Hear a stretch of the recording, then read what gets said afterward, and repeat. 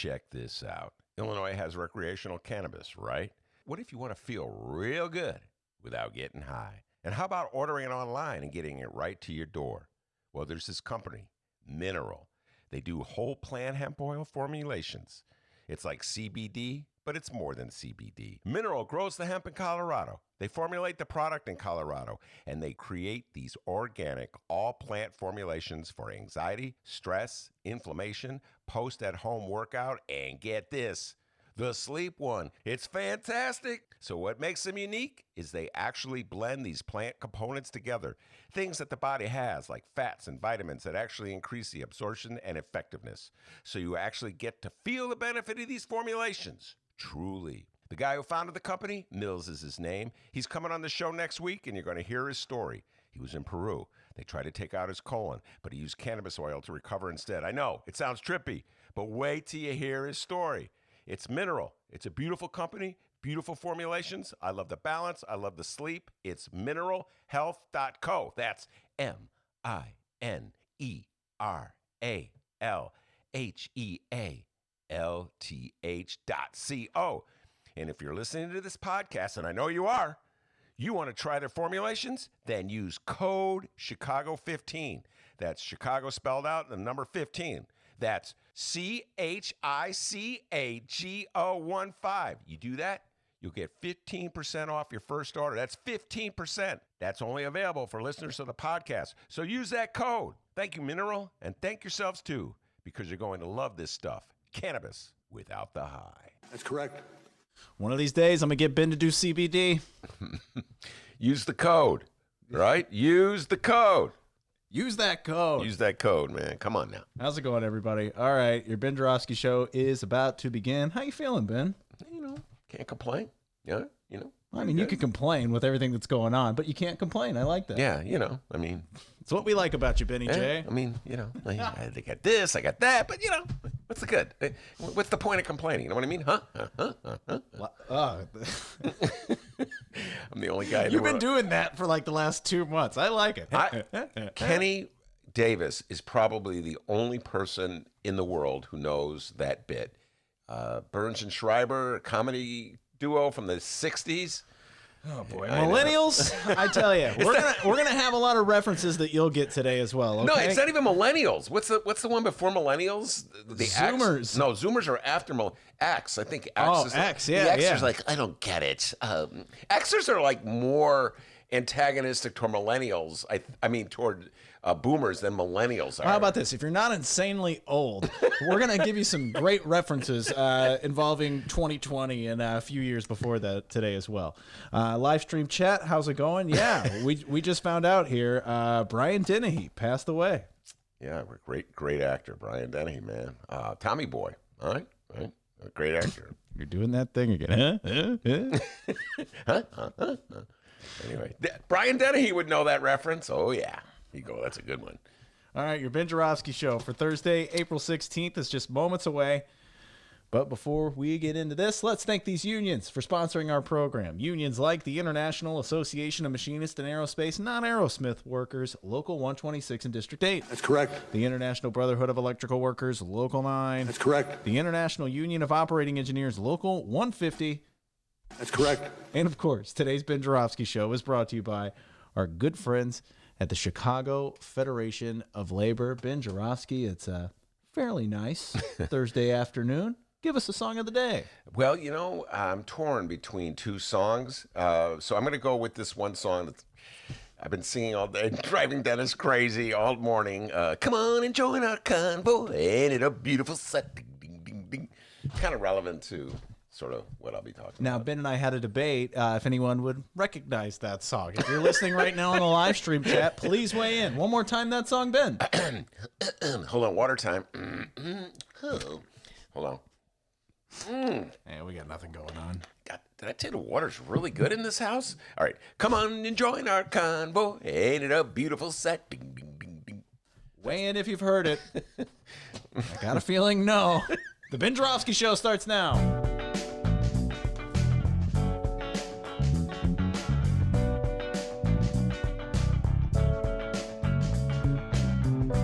It is Thursday, April 16th. And live from Ben's house, this is the Ben Joravsky Show.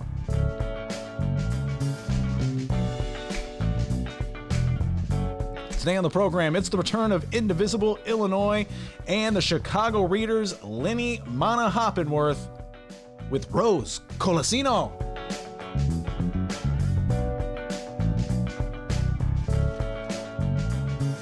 And now your host. Come on and join his convoy. It's a beautiful sight. Chicago Reader columnist Ben Joravsky. Hello, everybody. Ben Joravsky here. We're calling this Operation Gridlock Thursday. And here's why. Oh, yeah. First off, people have heard that song on the live stream chat. All right. Shout out to Fred. He says C.W. McCall. Yes. Love you, Fred. C.W. McCall, man. Even Pat Rod knows it. Pat Rod's my age. Pat Rod's my man. Everybody knows that song. It's like, it was like during the CB craze or whatever it was. Oh, CB, yeah. Oh, hammer down there. We got to get down on the road there. Exactly. And in the song, they have guys. 10-4, good buddy. That's exactly right. My dad had a handle. Yeah, well, I bet your dad knows this song. Come on and join our convoy. Ain't it a beautiful sight? Anyway, all right, let's get serious. Operation. Come on, join my convoy. Ain't it a beautiful sight? Operation Gridlock. That story was going down as we were in the show yesterday. I missed it while it was happening in real time. The show was over, and Dennis was putting the show up. You got to see him, man. He's all business. Don't talk to him between. It's genius at work time. I'm a huge jerk when that time comes. Don't talk to me. He's doing all stuff, and all of a sudden, out of nowhere, he checks his email. He goes, "Oh my God, there's some weird thing going on in Michigan, Operation Gridlock," and I've been obsessed with it ever since. Operation Gridlock, of course, was this protests that erupted yesterday in the state of Michigan. There was also like mini Operation Gridlocks, I think, in Kentucky and the news was breaking Ohio. as the show was going on. Our good friend Pat Whalen weighed in. But I've learned how old Ben Joravsky works, all right? We need about a day to process it all, about 24 hours to process it and really get a good riff on it, all right? So here we are, 24 hours later. By the way, brown line going by. Take a toke, everybody. No, I actually was processing it at the moment when it was going down. When you told me about it, I go, what is it?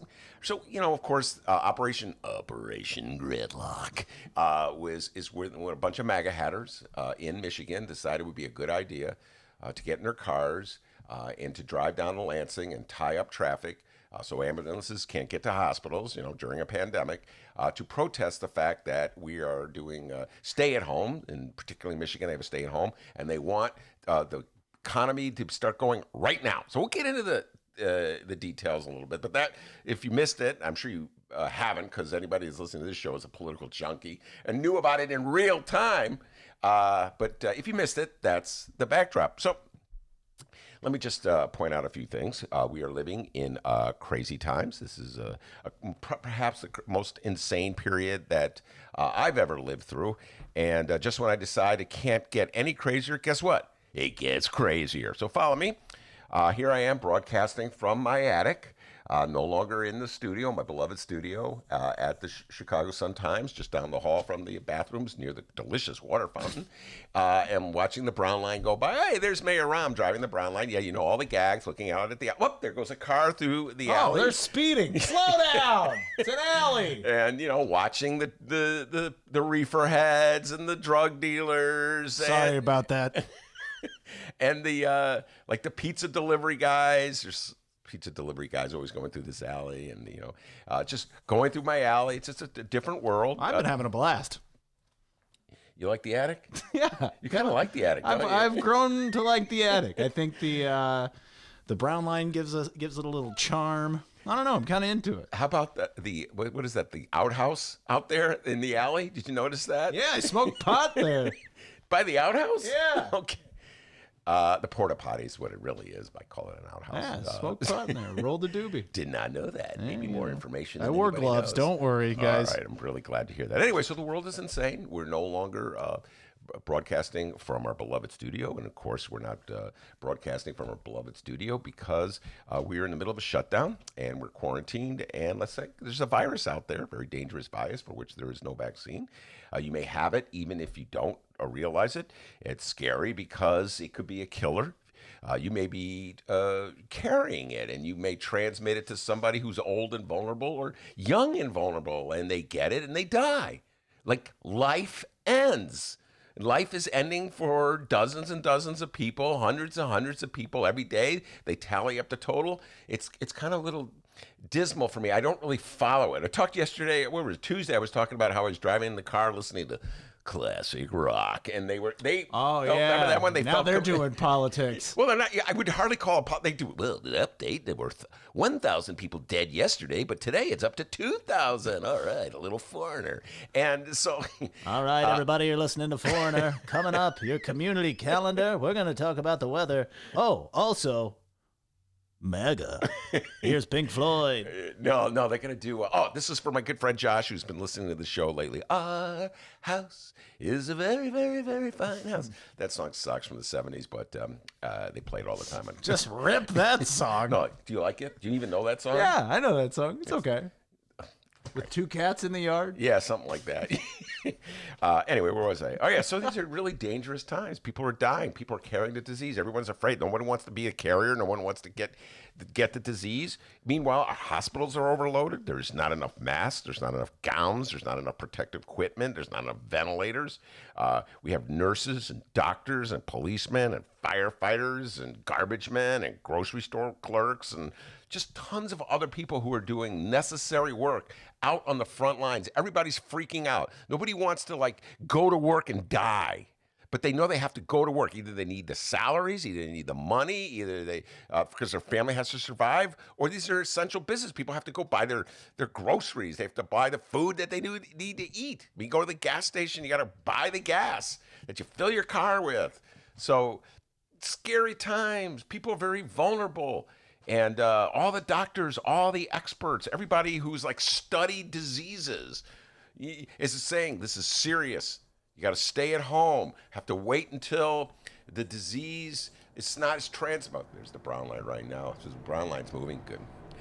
People like that, the guy who's driving that brown line, and it's not Rom, I can tell you right now. Necessary employees putting their lives on the line. God bless every single one of them. So anyway, that's the crazy time. But making it even crazier, we have a freaking lunatic in charge. Yes, indeed, our president of the United States, Donald John Trump, is really struggling. Donald is having a very difficult time conceding that the virus is real, that the danger is real, that the pandemic is real.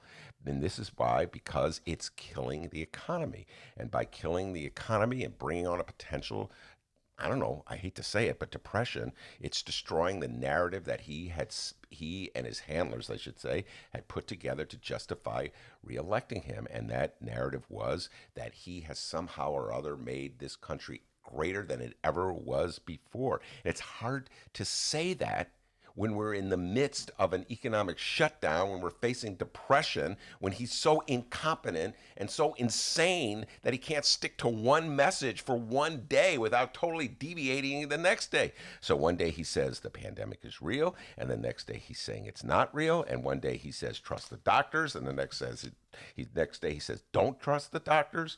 In other words, he's sending out mixed messages. He's not the only one who sends out mixed messages, by the way. We take shots at all the politicians sending out mixed messages. So we're not just picking on Donnie Trump.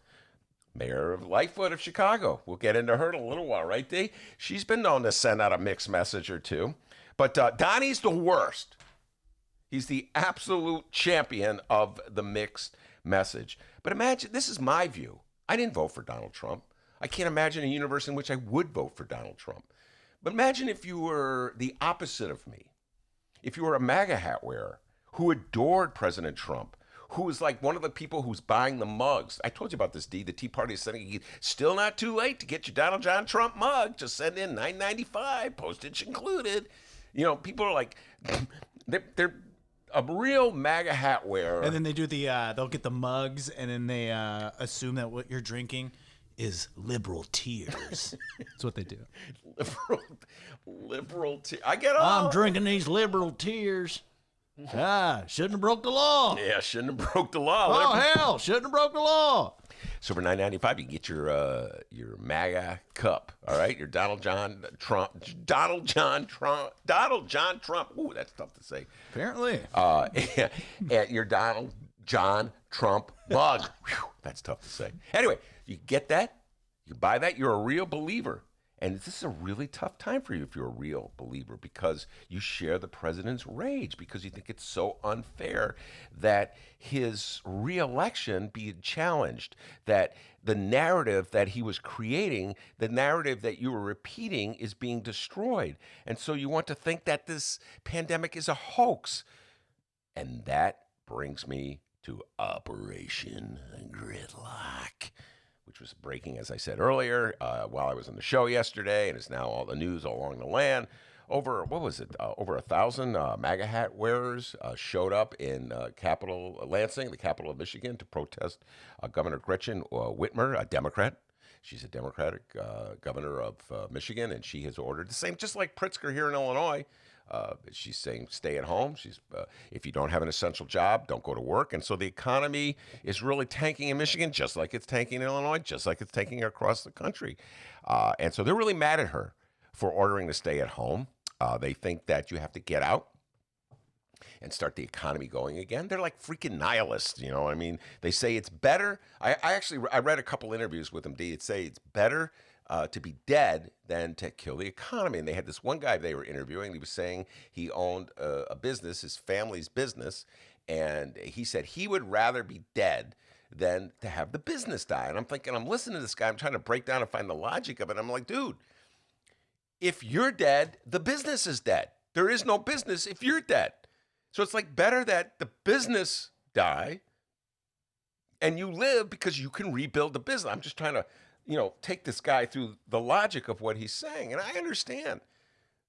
My wife has a small business. Her business is shut down. We're not making any money. So it's in danger, just like all the other small businesses in this country. So I understand the dire consequences of this economic shutdown. Nonetheless, it's like life versus death. It's kind of bold out there. So this notion that somehow or other we got to choose one or the other, it's like I said, pretty nihilistic, and is pretty dedicated to the reelection of Donald John Trump. And it's dedicated to the notion that somehow or other the virus is a hoax that's concocted by Democrats who are intended to find anything they can to bring Donald John Trump down. So that's what they said. They want the governor to open up businesses, or start thinking about opening up businesses. I'm watching, I'm thinking, I'm looking. Here's the interesting thing. These protesters, there's over 1,000 of them, and they're in cars. They're in cars. I'm like, wait a minute. If you think it's a hoax, if you think it's exaggerated, if you think, so what if a few of us die, if we can open up a business, why are you in a car? I mean, I have more respect for if you get out. You know what I'm saying? Come on, man. Let's get out there. I'll go out. Like all 2,000 of you converge on the steps of the Michigan State House or the Michigan Capitol. Put your arms around each other. If you really believe that it's a hoax. But they're in your car. It's kind of hard. It's like kind of undercuts the whole purpose and the point of your protest if you're in your car. I mean, it's kind of funny. It's like Donald Trump is always talking about it being a hoax. But, to get into the White House, you have to take a test. Did you know that, D? You have to pass the test. They give you see, if you have the coronavirus, they're not letting anybody in. Oh, if it's such a hoax, why do they even have tests at the White House? Just let anybody in. Let them shake hands with Donald John Trump. Even Joe Rogan. Dennis and I were listening to the Joe Rogan show yesterday. It's crazy. I'm watching the Joe Rogan show. We listen to the Joe Rogan show. Oh, no, my lefty friends are mad at me, D, because I listen to the Joe Rogan. I like Rogan, he's a little whacked out now because he's like feeling the Trump, but whatever, I try to get what I can from Joe Rogan. It's crazy. Yeah, he is crazy. No, not him. Oh. Just the times we're in. Yeah, we are trying. We're about to no one's ever seen the time that it's happening right now, and I just think it's crazy that we're just picking sides. I don't know. It's just nuts. Anyway, so Joe Rogan's on the show, and then he drops. I'm like, everybody's in the studio together. Like, wow, it's Dennis and I don't have people in the studio. And then it turns out that he has access to a test. To come on his show, you have we could go back to the studio. If we had a doctor with tests, would you imagine that? Stacey Davis Gates, before you come in the studio, could you take that test, please? Okay, Stacey. Usher right in, we'll interview. So it's real, folks. Don't pretend that it's not real. Don't stage this protest where you're afraid to get out of your cars and then pretend like the whole thing is a hoax. I mean, it's a very real, serious crisis we're facing. And yes, absolutely, Dennis pointed this out, and I concede this point, that we have to start at some point thinking about opening up the economy. It's not like the governor of Michigan or the governor of Illinois wants recession. What an absurd notion. They want recession? It's just sort of like we're in a danger zone. We got to get through this danger zone. Nobody knows. Like that's what that was my argument on it when I first heard about it. I'm like, well, I don't know. They're wearing masks. They're out there. Okay. Nobody knows. Okay. And in the back of my head, I wonder, when do we go back to work? You know what I mean? So a part of me is like, I'm going to stay at home and let these fellers go out there and protest and see what happens. Then I saw like MAGA hats and like guns, AK-47s. Like, okay, you lost me. And don't forget, you guys lost me. And don't forget the Confederate flag. Yeah, exactly. Like, I was a little intrigued. Like, okay, when do we go back to work? These people, you know, like you said, you called these times both crazy and scary. These people think the same thing. They're freaking out. Yeah. But then I saw all the Trump signs and the AK-47s. Like, okay, you lost old Dennis. No, they're freaking out, and they're freaking out because they sense what I've been saying, and I sense too, that Donald John Trump is going to lose in November. It's starting to sink in. We're going to talk about this later in the show. Talk about what went down in Wisconsin and how that could be a sign of what's to come. But I get the sense that the other side is starting to freak out too. And I not only realize this by watching the crew of protesters that Dennis is talking about with their AK-47s, with their MAGA hats, with their Confederate flags. Again, those are the people that were brave enough to get out of their cars. Okay, D. Those are just I don't know what the other people in the 1,500 who were in the cars. You know, I really believe that this is a hoax, but just to be on the safe side, I think I'll stay in my car. Let's open up the economy, but I don't want to be the one who goes, let Joey go and see if he drops. So I get the feeling that they're starting to sense that they're in trouble. And I get this sense, the panic. I've told you about this before. The emails that I get from the Tea Party and Senator Tom Cotton of Arkansas, I've started getting them from him, and Mitch McConnell and Newt Gingrich, et cetera, et cetera. They're starting to hit a different tone. It's desperation. The polls aren't good. We could be in trouble. Yeah, it's hard to know whether you can believe them because there's so much propaganda out there when it comes to these fundraising appeals. So, you know, it's really difficult to determine maybe it's just a new strategy they're trying, just messing with your minds. But this has been consistent now for the last couple of weeks, getting the sense that they're feeling we could be in trouble. And so Mitch McConnell's talking less about Donald Trump and more about saving the Senate for himself. Interesting, getting ready to throw Donald Trump off the boat. So anyway, it's like I'm saying, Operation Gridlock, I'd have a lot more faith in the protesters and their sincerity and their belief if they would just, get out of their cars. We got a great show today, everybody. Yes, indeed. Rose from Illinois, Indivisible, Illinois will be here. She'll be talking about Wisconsin, what went down in Wisconsin. Indivisible, Illinois. Indivisible, Illinois, Rose Colacino? That role, yes. How'd you know? You're so good, man. And Leni will be here. What's Leni's last name, D? Manaa-Hoppenworth. Yeah, Leni. You're welcome, Ben. I just like calling him Leni, man. I Leni know and you Rose. do. Yeah, who cares? Resistance Rose. Leni Rose. Titles, schmeidles. Yes, indeed. And we'll talk Wisconsin. We're going to be talking about the upcoming election. Rose was actually one of the leaders from Illinois, dispatching people to Wisconsin and making phone calls, et cetera, and so forth. So a lot of good political talk ahead. Before we do any of that, the young man from Alton, the man they call the doctor. Oh, yes, indeed. Dr. Doobie with the news. Not Dr. Doobie. My name's Dennis. You're the only person that calls me that ever in my life. All right. How's it going, everybody? All right. Yeah. How we doing, by the way? Everybody, it's Thursday. Quarantine, about a month in. We doing okay? All right, good. But we got to get down to business. Let's get right into what's happening in Chicago and or Illinois this afternoon. First up, Illinois Governor J.B. Pritzker. Today, Governor Pritzker will be, at the Thompson Center. Guys, I'm convinced he lives there now. He's renting out an office. He's hung up a Steve Miller Band poster or whatever boomer-ass band he likes. Eagles. Oh, Eagles. So sorry. So sorry. But hey, he's at the Thompson Center, and yes, he's giving his uber informative daily COVID-19 press conference. It starts at 2:30. Go check it out and get informed. Informed. The opposite of what our president's COVID-19 updates are. Let's unpack what happened during Pritzker's Wednesday COVID-19 update. And hats off to our governor, Ben, because he's been doing a top-notch job keeping us informed, trying to battle the coronavirus here in Illinois. And Ben, he's been thinking about both the present and the future of Illinois, wouldn't you say? Yeah, I would say. He talks about, he actually does speak about what we're going to have to do about opening up the economy, which is, you're right, D. I don't know. I don't see it being open full for at least another month. But anyway. And Wednesday, he let us know that he is thinking about Illinois' past as well. Because on Wednesday, J.B. Pritzker reminded all of us that he's no Bruce Rauner and that, hey, all right, we're going to have a budget no matter what. Because you guys remember that. We went like almost 3 years without a budget. It was full 3 years. Yeah, I remember. Oh, my goodness. Finally, the budget got passed. What was it? I've lost track of time, D. I think it was year 2018. They filed. Oh, God. We talked about that obsessively. It seems like another lifetime, doesn't it? When Rauner finally agreed to pass a budget, yeah, right on the verge of his defeat, on the eve of his defeat. Mm-hmm. All right, so yeah, he let us know of the past, and he said, quote, Illinoisans are all too familiar with the pain the lack of a state budget can cause. So let me just say up front that we will not go without a state budget. He alluded to the years of fiscal stalemate under former Governor Rauner.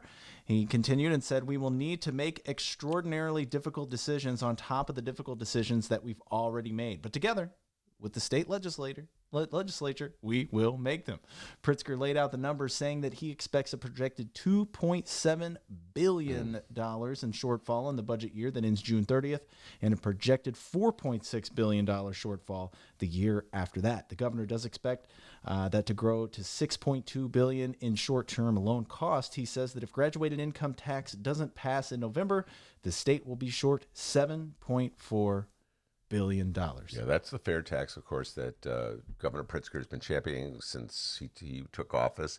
That would raise the rates on the top earners in the state of Illinois. I've been supporting it forever, and I was pleased that Pritzker took the initiative on it. And you, the voters, will get to decide.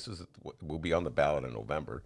And you, the voters, will get to decide whether we raise it. For a while, I was saying, I don't know, you need 60% to pass. I wasn't sure that we'd get that 60%, but everything's just changed because of the pandemic, and I think that that might help, actually, when folks take a look at how much money, the deficits that we are facing. And these are just projections. Everybody, budgets are just projections of what the money we anticipate bringing in over the course of the year, and the money that we expect to spend over the course of the years. And then when it's all said and done, you come up with an estimated deficit. And so, what they do is they're really rosy. This is the budget games they play generally, and so when they have to have a balanced budget, they make projections that are sort of like, the best, the most optimal, like estimations of how much money we're going to bring in. And then as the years rolls on, they go, oh, well, guess what? It wasn't as good as we thought. We're going to have to raise taxes. We're going to make cuts, etc. So that's the budget game that goes down. But in this particular case, Steve, because we're in the middle of a pandemic, because so many businesses are closed, people are laid off, so there's less money coming into the state in form of taxes and more money going out for unemployment, and et cetera, and so forth. It's hard to know. It's hard. I put it this way. It's hard to know if they're going to continue to play those old budget games. I think this is serious stuff, and I think most people will probably get behind that fair tax. If nothing else, it's like, oh, well, make him, the rich guy, pay for it as opposed to me. So anyway, that's the situation that Pritzker's facing. General Assembly members use words like draconian to describe how it will impact Illinois. Bruce Rauner's cuts of 5 to 10% impacted programs that help children, seniors, and the disabled. Back then, Democrats fought tooth and nail against the governor. This time, they will have to go along with the cutbacks, possibly 10 to 25%. One House rep said, quote, it's going to be an extremely difficult time to be a state lawmaker. Boy, understatement of the year right there. Huh? Yeah, no, it's going to be a very difficult time. And just going back to the Rauner years, which was, as I said, another existence, another lifetime. The compelling argument that wasn't that compelling, but the argument that Rauner was advancing was that we needed to save Illinois by destroying collective bargaining rights. He was going after the unions, and so he essentially held the hostage. He held the budget hostage unless the Democrats agreed to his anti-union legislation. They didn't. And as a result, there was that stalemate. 3 years, you're right, the 3 years. And then finally, Rauner, on the eve of his reelection campaign, decided, let's just hold off on killing the unions for a moment, get a budget passed so that I can go into the reelection campaign by saying I presided over a budget, one budget. People of Illinois didn't fall for it, and he was trounced in 2018. So those are the Rauner years. And like I said, it just seems like another lifetime. Nobody is talking about killing unions at the moment in the state of Illinois. Shout out to Ricky on the live stream chat. He says J.B. Pritzker is probably a Rush fan. The big Rush. He never mentioned that. And, he said he doesn't smoke pot. So, a lot of potheads like Rush. I don't think... Wait, time out. I missed that. J.B. Pritzker said he doesn't smoke pot? Yeah, he said that a few times. No, I don't smoke marijuana. Is that your J.B. Pritzker? That's I'm working on my J.B. casual. We got J.B. like when he's yelling, ha! I'm down a perk. And then JB Casual is, I've never, me and MK, we've never I didn't know that. Smoked marijuana. We have to thank him for the fact that we have a legal reefer in the state of Illinois. I did not know he didn't smoke himself. Bob Ryder was the huge Rush fan, right? Wasn't Ryder the one who loved Rush? Oh, my God. Bob Ryder loves Rush. Yeah, and I had a confession to make. Bob Ryder, the head of the Chicago Federation of Labor, he used to come on the show back before he got fired. And he would talk about Rush. It was kind of embarrassing because I didn't. But since then, you've gotten a lot better about it. Name one Rush song. You see what we do here on the Ben Joravsky Show? Ain't it a beautiful convo? Hey, that's C.W. McCall. You know what? I can't remember any Rush songs. Tom Sawyer, that's one. I don't think 2112, that's one. Wait, is Rush the one with the drummer who has one arm? Working Man? No, that's Def Leppard. Okay. But they're Canadian, right? Rush is Canadian. Yeah, yes. Ryder loved Rush. He couldn't believe that I didn't know Rush, and I was like, man, I don't know Rush. And he and Dennis used to make fun of me not knowing Rush. I missed Ryder coming on the show. And don't worry, I'll still make fun of you. He got the new job as the head of the Federation of Labor, and suddenly it was too important. I bet I'm too busy. Oh, well, that's how we get him on the show. That's how we get an interview with him. Right. Make fun of him. There we go. I bet I'm too busy to come on the show. Anyway, but he was a great guest, man. He'd come on and make fun of me for not knowing who Rush was, and talk football and wrestling and all kinds of things. All right, moving on. Chicago Mayor Lorie Lightfoot. Apologies to all the Aries, but if you stay at home now, maybe you can celebrate with the Geminis later. Where's Lorie Lightfoot, you're asking? Well, she's visiting, or she may have visited. I don't know. It's like the middle of the day. She's visiting or visited a new Lakeview Pantry satellite location at Wrigley Field with Cubs owners Tom and Laura Ricketts. Wait, what is it at Wrigley Field she's visiting? A new Lakeview Pantry satellite location at Wrigley Field. So you go to Wrigley Field to get food? Is that what it is? I'm not getting it. Whatever. A pantry satellite location. I guess I don't know what that means. But anyway, I guess since she went to White Sox Park last week, now she has to go to Cubs Park. But I'm not feeling the Ricketts, folks. I'm telling you that. I know we're in a pandemic. I know we're supposed to say nothing but nice people about it, but not feeling the Ricketts, owners of the Cubs. So, but Lorie's the mayor of the whole city. And so she has to be the mayor of the Cubs. I'm pretty sure it was that Laura Ricketts who made the top 50 powerful women in Chicago list, right? Yes, she was on that list. And yesterday we said, get her off the list. Put Spondellis on there. What are you doing? Tina Spondellis, you left her off the list. No, come on. Jeanette Taylor should be on that list. Hit the road, Ricketts. JT, Lorene Targo should be on that list, all right? Rose, who's coming on the show today, she should be on that list, all right? Come on, Chicago Magazine. Hold on, D. We haven't done this one today. Hold on. Chicago Magazine. Here we go. Get that There list we ripped go. up and start it all over again, okay? Give us about 2 more days and the paper bid will be over, guys. Don't worry. All I right. don't know. I really like the problem is I may be ripping up important papers. I know. I'm worried about you. I'm trying to look out for you here, dude. All right, moving on here. Other Chicago news. Apparently, Chicagoans are indeed helping to flatten the curve of COVID-19 cases in the city. This is according to new public health data from Mayor Lorie Lightfoot's administration. In the beginning of March, when the new coronavirus started to emerge in the city, cases were starting to double every 2 days, the data shown. If that pace kept up with no intervention, city officials estimated that Chicago could have had 1.5 million cases and nearly 50,000 deaths around now. Instead, there's been a sea change in Chicagoans' lives. City Hall shuttered the city's famous lakefront and pleaded with residents to practice social distancing, while Governor J.B. This is from WBEZ, by the way. While Governor J.B. Pritzker largely closed down restaurants, bars, and schools and enacted a statewide stay-at-home order. The result, there have been 9,666 cases and 347 deaths in Chicago. Cases are now doubling every 12 days instead of every 2. Let's see here. We got a quote from Dr. Allison Arwadi. She says, quote, "We flattened that curve just over this last month." Orati, who leads the Chicago Department of Public Health, told reporters that.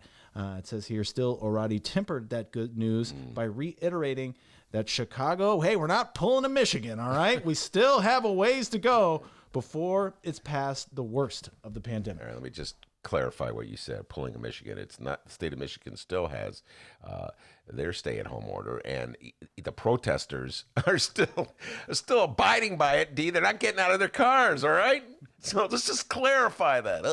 Open up the economy from the safety of my car. I'll go to work, but I'll go to work in my car. All right, just gotta clarify that. Yeah, no, that's good news. But, you know, D, I get a little nervous when it comes to this virus about these proclamations of victory. Where was it? I don't even want to bring out bad news about what went down in Japan, where, you know, people, they were started like opening things up a little too soon, and then there was a relapse of sorts. So let's be a little patient. Time to get the economy going again, and we'll leave the attic, D, right? We'll return to the studio one day. Although, like I said, I think you're kind of enjoying the attic up here, you know? Yeah, I'm not going back. You can go there. I'll have the board here and we'll Zoom. I'll be here and we'll Zoom you at some times. If I never hear the word Zoom again, Dr. Ehrman, let's Zoom. I love Zoom. Zoom. Anyway. No, it's good to hear. We've established a nice relationship with Dr. Howard Ehrman. I've known Dr. Howard Ehrman. Well, the other day he said he had a Zoom tattoo. What are you doing? You know, I'm glad there's some positive news. So put it out there. I'm really happy to hear that. So, all right, and our Chicago Mayor Lorie Lightfoot was the guest on The Daily Show podcast with Trevor Noah. Yeah, that's right. Turns out in the pandemic, I guess you just go to podcasts now. Trevor Noah stepping into our world. I wonder if he's in his attic. No, I've seen the Trevor Noah. I think he's in his living room, and it's obviously his home, his house. I don't know, apartment in New York City. So well, I wonder if he lives by the train. No, definitely does not live by 2 trains. Don't forget the metro. Choo choo. And I'm sure he's not looking out on that lovely porta potty out there, where Dennis smokes his reefer. So no, I've seen. He's a funny guy. I really like Trevor Noah, big fan of his. But I think he's in his living room. I think he's sitting on his sofa, and there's a painting behind him. So. Well, we have audio from the interview. It's a pretty short interview. We're going to play the whole thing here. Let's break it down. We got chunks of it we're going to play. Before we do that, though, shout out to Beth on the live stream chat. She says the Lakeview Food Pantry has set up at Wrigley Field because there's so much need. That's what I thought. Thank you very much, Beth, for that clarification. Expansion of services. Okay, so in other words, what's the Lakeview Food Pantry? That's a good clarification. Thank you very much. And so, yes, it's good. I should put aside my disdain for the rickets. And Lorie Lightfoot did the right thing by going there, and good cause. So putting aside it, I'm going to take the high road. All right, D? I'm going to be Michelle Obama. I'm taking the high road. Yeah, that'll last about 2 minutes. All right, let's go to our good friend Radio Doogie. Doogie, what's happening? Hope you're doing okay. He says Laura Ricketts is actually the only Democrat in the family. So anything you'd like to say there? Yes, they got one.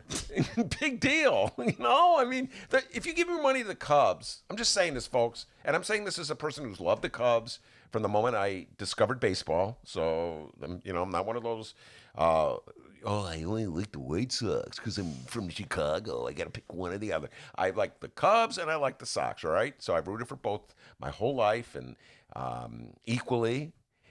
But if you give money to the Cubs right now, here's the reality. You're giving money to the Republicans.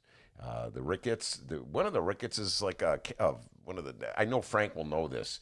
I can't remember which Ricketts is like one of the heads of the finance committee for the Republican Party. It's literally giving the money to Donald Trump. And this is the most democratic city in America, one of the most democratic cities in America. So they trot out the one sibling who's a Democrat, and like all the rest of them are Republicans. The Daddy Ricketts, who made all the money, big time Republican. He couldn't stand Barack Obama. So I'm sorry, D. It's not enough that the one Ricketts sibling, they got one. They let one be. All right, here's how we're going to do it. You get to be the Democrat, and then that'll fool all the people in Chicago, and then all the rest of us will be Republicans. Sorry, it's not good enough for me. So I'm through with the Ricketts. I'm a lifelong Chicago Cub fan, but it's really going to be. And then they set up this. Do you know about this, D? The Cubs? Like, so old-time Cub fans who watch the games like on cable or Channel 9, now you have to subscribe to some special right-wing station. Hey. Old-time Cub fans. You! Yeah, me. And Cap, my good friend Cap, loves the Cubs. Even he is... You know, so, no, the Cubs, man, they're too Republican. They're too overtly Republican, and I'm sorry, it's not enough that they allow one sibling to be, well, okay, you get to be the Dem, all right? You're the Dem. And she's not even really like a Bernie Democrat, she's a Dem, which, no, by the way, we're all in the same boat, okay? A Dem, not a dum-dum. She's a Dem, a real Dem. So, I don't know, I'm not feeling the Ricketts. Not feeling them at all. Go Cubs. Okay. You're a Cardinal fan, by the way. Damn right, buddy. All right. Let's see here. Fred weighed in on the live stream chat. How's it going, Fred? Hope you're doing okay. Fred says, I'm newer here. We need a little clarification here, Ben. He says, I'm newer here. Oh. Did Ben use Trump's middle name so often before the impeachment trial? And then Johnny Joe weighed in. He had your back here. He said, yep, for sure. In fact, he used it 87 times before and 103 after. Well, it's his name. Donald John Trump. Okay? So, you know, it's his name. But it was really hard to say Donald John Trump Muggs. Whew, that's a tough one to say. Yeah, that was tough for you to say. Donald John Trump. All right. Remember what I told you? You know, you got a radio guy here. You got to flex your articulators before the program. Wait, Make sure you know. Who was that waited? Fred? He's new? Fred is the new Fred, guy? Fred. Ask Fred. I can't remember. I really cannot remember. Fred may be of the older persuasion. Did Jimmy Carter get sworn in as James Carter or Jimmy Carter? I can't remember. Ask Fred. He might know. Well, I think you just asked him. You just asked him right there. Yeah. Fred is dead. Oh, that's what I said. Great song by Curtis Mayfield. Go ahead. Oh, keep going with that song. Fred is dead. Do you know that song? No. Not a great song to sing to a new listener. Oh my God! Program. Well, it's not about him. That's his name. From Superfly. Freddie was the dealer. Okay. All right, we got audio here from Mayor Lorie Lightfoot's interview with Trevor Noah. Like to hear it. Here it goes. Let's begin with Trevor Noah, I believe. Yeah, Lightfoot, welcome to the Daily Social Distancing Show. All right. Now looks good. But I stopped it right there because Ben, I want you to give a guess, because obviously all these interviews are over some version of Zoom or something. How do you think the sound quality went with Lorie Lightfoot? Give us your prediction. I would say it went really well, because you're talking about, you know, Comedy Central show. It's got a lot of big budgets. They got a lot of smart people. We have Brian, right? We have the one smart guy we always. Well, you're smart too, but we have two smart people. Very insulting statement you made there. Yeah, no, but he's like smart people. We got dumb Dennis here. No, I did not say that. But anyway, he kind of did. So I'm sure they got like 10 Brians. You know what I'm saying? So I would say the sound quality is we got one Brian. Brian and one dumb Dennis. No, that's apparently. not true. Come on. No. All right, well, let's hear how the sound quality was here with the interview with Mayor Lightfoot. This is my pleasure. Whoa! I don't feel so bad. That's terrible, man. They're using Zoom. Trevor, I told you, don't fall for that Zoom thing, okay? Just because Howard Ehrman says to use it doesn't mean it works. One more time. It's my pleasure. It's actually not that bad. Yeah, I know. I've heard worse. Our show. Okay. The interview continues. It's my pleasure. Oh, God. Come on. That's terrible, D. No, it's not that terrible. Oh, my God. Ben, who's that outside in the alley? I don't see it. That's our... Damn it, Ben. That's our move to stall. Oh, is that what it is? I was like, Yeah. I don't see anybody out there. I don't see any. Ben, you didn't get it. Hey, there's the train with Rom in it. How about that? There you go. All right. To hang tight with me, listeners. Ben sucks at stalling, so I got to find the next piece of audio. Who's that in the alley? That's a Bruce Springsteen song. Here she comes, Kid is back in town. Here she comes now. All right, you got it now? No, I don't. Ben Joravsky Show. Let's go to the live stream chat, and I'll play the rest of this interview. Oh, I'm really dying to hear the interview. Well, did he ask her about the haircut? We're going to get there. Please, for the love of God. I want to know what she said about the haircut. I'm sure he asked her about that. Fred said, I can't say about Jimmy offhand. Freddie's Dead is a great Mayfield song, though. Thank you. Did he say that? Yeah, he's so God bless you, Fred. so hard to work with today. I read the dude's statement. Did he say that? Yeah. You know what? Yeah, I'm with you 100%, Fred. Freddie's Dead is one of the great. From Superfly. So if my younger listeners, just check it out. You'll love it. Even if you're young, millennial, it's Superfly. The Superfly soundtrack lasts. It's as relevant today as it was when it came out in '72. I want to say it was. Curtis Mayfield from Chicago, and north side of Chicago. Grew up in Cabrini Green.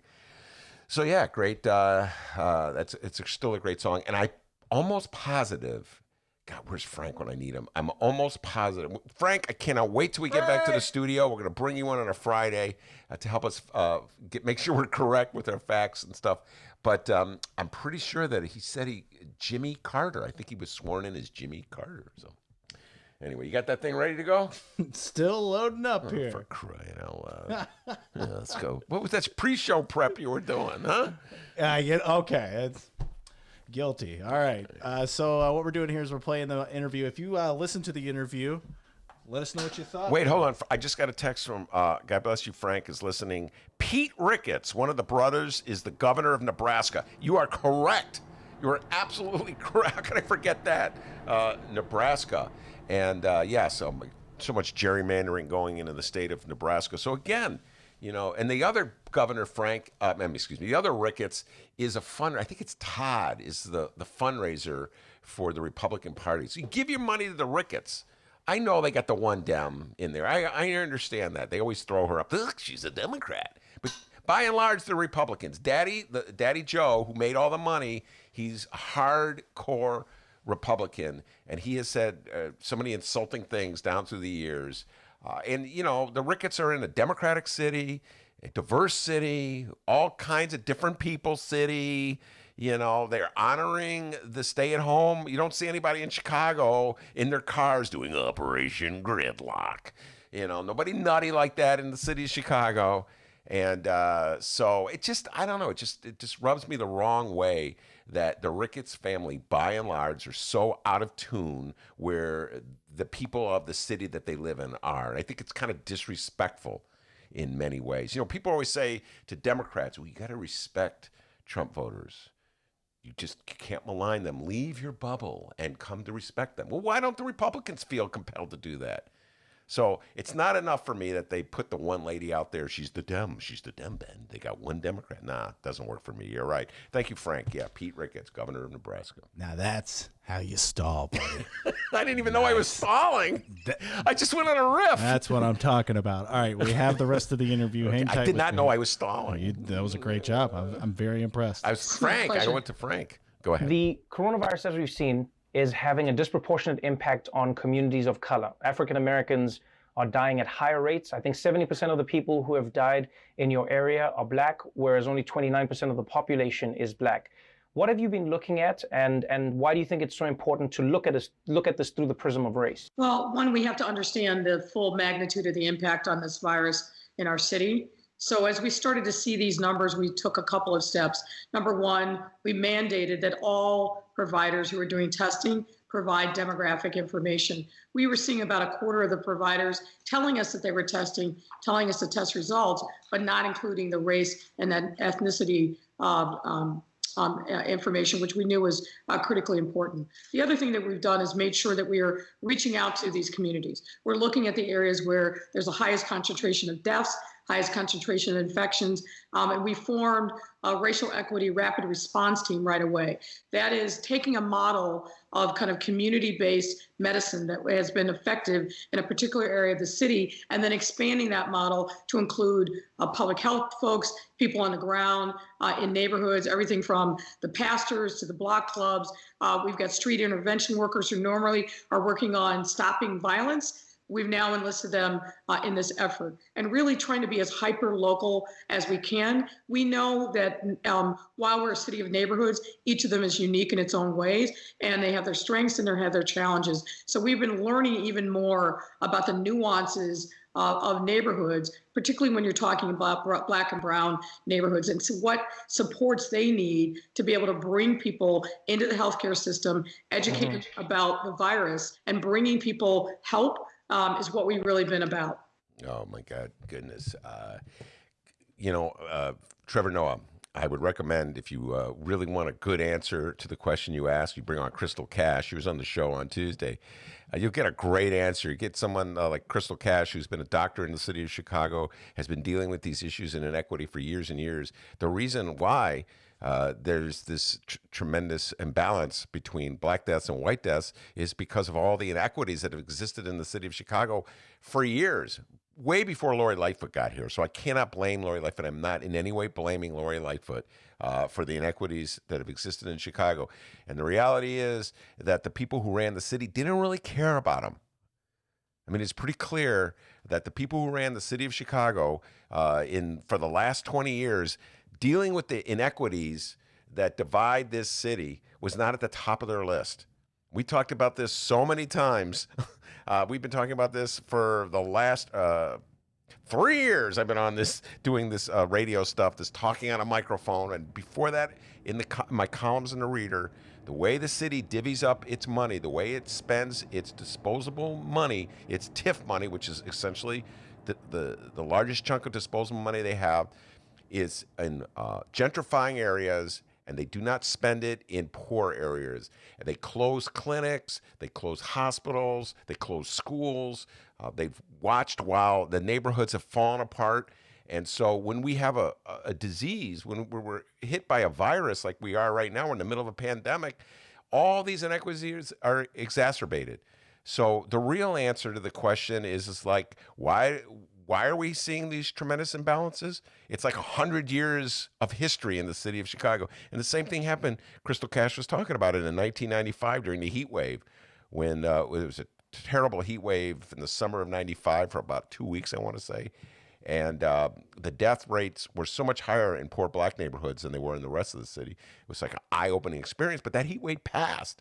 And then, of course, we just went back to business and ignored things. So that's the real answer to the question. I urge Trevor Noah to bring on Crystal. Wouldn't that be great if Crystal Cash was on the Trevor Noah show, D? That'd be real cool. Yeah. By the way, you can go check out that interview, the Joravsky Show, both Chicago Sun-Times and Chicago Reader websites, and wherever else you download your favorite podcast. It's up there. It was Tuesday's show. Just look for the Tuesday program we did. It'll say Crystal Cash on there. Mm-hmm. Go listen to that, and you'll be a more informed citizen. All right. The interview with Mayor Lightfoot continued. Trevor Noah had Mayor Lightfoot on his podcast. And the next question that came up, well, it was about this little fun series of PSAs. Stay home, save lives. Stay home, save lives. Just stay home, save lives. Yes, he asked her about those PSAs, stay home, save lives ads that that Lorie Lightfoot made. Turns out Trevor Noah was a big fan. You've been about that in more ways than most leaders have, because you started actually driving around, literally telling people to get back into their houses, to go back home when people weren't taking it seriously. This was on the ground mayoral work. And some of the PSAs that you started releasing were some of the funniest that I didn't think were real until I realized they actually came from you. One of my favorites was telling all the kids who are still going out to play basketball, your jump shot is not going to improve, stay home. Why did you feel it was so important to get involved personally? And why did you use humor to try and get your message across as well? Well, I mean, humor is kind of the unifying thing, right? And in this really dark time, we found that, and really this came up organically from other people. There's a bunch of memes that started once I closed the lakefront down. And just building upon people's desire for content. You know, this is a time when we would be heavily involved in sports and music, and all of that has been taken from us by really trying to curb the spread of this virus. Mm-hmm. So giving people hope and using humor, it's a great way to kind of break through the noise and reach people. I just think it's important for the mayor not to just be seen behind the TV screen, but to be out in the community safely, of course, but to be present. Well, I got to tell you, I've never been so happy to hear quality audio crap out. Doing the show from the attic, like, come on, go bad. It sounds too good.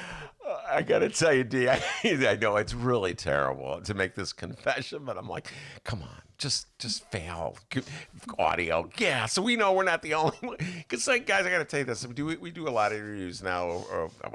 This is called breaking the fourth wall. Isn't it what you Break that wall, buddy. So, you know, I'm sitting here. I do these interviews over the phone, and some are better than others, and various quality, you know, depending on the whatever device we're using, whatever. And that Zoom's the absolute worst, by the way, everybody. So, you know, I feel so bad about it. And then when I see, like, the big time shows struggling with it, I don't feel so bad. Come on, break down. Be worse. Be worse. If they're like if they start out real good, like, come on now. Yeah, let's go. I'm giving it about 2 minutes until this thing craps out. No, and it does. And there's that moment where she's going, and yeah, we believe in humor is really important, Trevor, because, and that's why we go down to the lakefront. And Trevor Noah's like, He's in the same boat the rest of us are in. Okay, I'm just going to ignore the fact that 3 seconds of that thing just went right out the window. I don't. So yeah, it's good to see we're all in the same boat. It's got a big old lake in it. All right, but we're all together, D, right? We're all together, yeah. So anyway, back to Lorie Lightfoot. Yeah, we gave her a shout out for those PSAs, didn't we? Yeah. And we kind of, noticed that some of those were Ben Joravsky show gags. Yeah, Trevor, you didn't ask her. I heard. That's my Trevor. No, like that one we just played, her playing awful singing. Hey, that's our market. We do awful singing and make it funny. Damn it. I know she stole half of those things from us. I'm just saying, I'm throwing it out there. That basketball one, oh my goodness. But whatever, I give her a lot of credit for those. Those were funny. And, but we also, every now and then, Mayor Lorie Lightfoot's been known to send out a mixed message. The train just roared by the way. They can hear it. That thing was so loud, Trevor Noah heard it.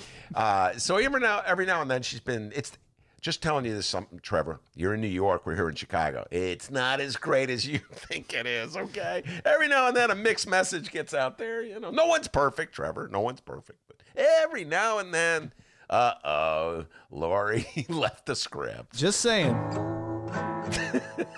That's our market, Lorie. Poor singing. No one sings worse than Ben. No. I think Lorie Lightfoot's right there with me. I want to do a duet with Lorie Lightfoot. Come on, we're going to come on and join our convo. You can duet by yourself. I'm not getting involved in that. And the dramatic conclusion of Trevor Noah's interview with our Chicago Mayor Lorie Lightfoot. One of the policies you've implemented in Chicago truly stood out for me. And it was highlighted by an issue that I think a lot of people overlooked during this time. And that is people who are trapped indoors or in houses or in any type of abode with family members who may be abusive, specifically women. We've seen domestic abuse rates skyrockets all over the world. And you've launched an interesting initiative, Lyft and Uber are helping in this. What are you doing, and why did you feel that you had to do it in the way that you did? Well, look, we know that domestic violence is a problem in the best of times, and we were concerned about seeing an uptick. So what we did in combination with Uber and Lyft was train the hotline workers where people are calling because they want to get out of a dangerous or troubling family circumstance, to give them a special code that they can use to order a Lyft or an Uber to take them anywhere to safety. It's a very simple and straightforward thing, but we thought that that was really important. We didn't want the absence of a ride to be a reason why somebody felt compelled to stay in a dangerous domestic situation. Great idea. We should continue it after the pandemic. Isn't that don't you think? Yeah, let's try it. I mean, it's a great idea. So congratulations, Lorie Lightfoot, for thinking of that, or whoever thought of it. And congratulations to greenlighting it if you didn't think of it, Lorie Lightfoot. But why just limit it to a pandemic? Sounds like I remember. Oh God, just a memory.